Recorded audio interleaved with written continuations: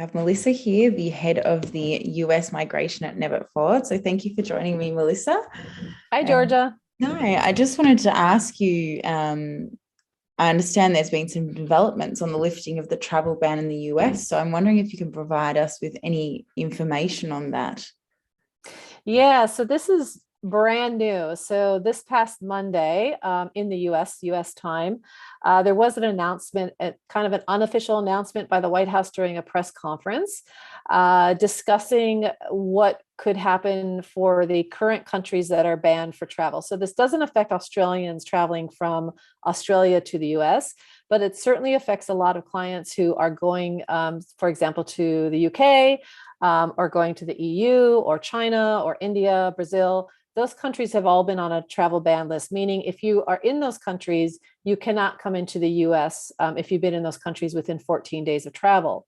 So what we've been having to do for the past 18 months is when it comes to visiting the EU or Schengen countries, you would either have to go to a third country, for example, Mexico, for 14 days and quarantine, not really quarantine, but you have to be in another country and then travel to the US. Or if you qualified for what is called a national interest exemption, you could apply for that. Now, that threshold to get that exemption to travel, extremely difficult. It's been extremely difficult and sometimes takes months and months and months. So a business person who needed, for example, was on a temporary visa. A lot of our Aussie clients are on E3s. If they were to travel to the UK, for example, for a business meeting or for a conference, they couldn't just turn around and come back to the US. So this has been kind of an ongoing struggle, thinking about how we can get our temporary visa holders that are in the US, if they needed to do business travel and particularly, or go visit family in some of those countries, China, India, how we get them back to the US. So what was announced on Monday is that they are looking into lifting that ban for vaccinated passengers. And this will only affect temporary visa holders in the sense that if you are a temporary visa holder, a traveler, and you're not a permanent resident or a citizen of the US, if you're vaccinated, you'll be able to be waived into the country. So some of the key points that have come out so far, we don't know entirely how this is going to work yet, but some of the key points are that the vaccinations that are available in Australia and mostly around the world are going to be recognized by the US government. So if they're on certain lists by the World Health Organization, they'll be recognized by the US government. So you'll have to show proof of vaccination. That's double vaccination, so not just a single dose. And we also aren't sure about children yet. So because the children, in terms of the vaccination schedule, hasn't been determined yet, there might be waivers in place for children.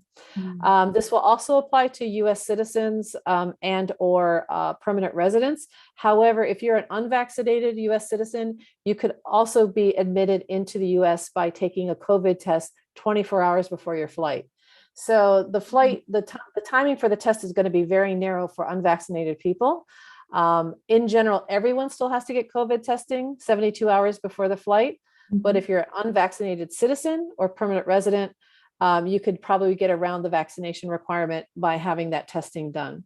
So those are the main points so far. Again, it's not so much of our Australian clients that we normally have to deal with this. However, we do have a lot of clients that are going to the UK, for example, or to Europe, even prior to entering the US. So it's really something that we need to look at.